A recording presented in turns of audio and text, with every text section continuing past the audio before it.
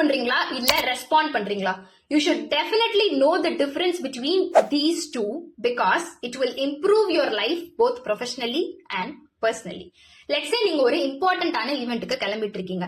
என்ன ஆனாலும் அந்த ஈவெண்ட்டுக்கு ஆன் டைம் இருக்கணும்.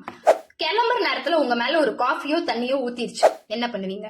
நம்ம எல்லாரும் பண்ணக்கூடிய ஒரு விஷயம் என்னன்னா, இம்மீடியட்டா ஃப்ரஸ்ட்ரேட் ஆகி கோவப்பட்டு புலம்ப ஆரம்பிச்சிருவோம். This is called reacting.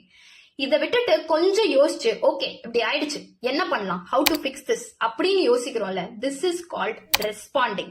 நம்ம ரியாக்ட் பண்றதுனால ஒண்ணுமே மாற போறது கிடையாது. இன்ஃபேக்ட் அந்த சிச்சுவேஷன் இன்னும் ஒஸ்ட் தான் ஆகும்.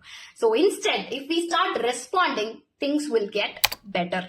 இதே மாதிரிதான் ஒரு கான்வர்சேஷன்லயும் உங்களுக்கு ஆப்போசிட்டா ஒரு பாயிண்ட் சொல்லிட்டாங்கன்னா, இம்மீடியட்டா இம்பல்சிவா ரியாக்ட் பண்ணாதீங்க. கொஞ்சம் டைம் எடுத்து process it and then respond to them.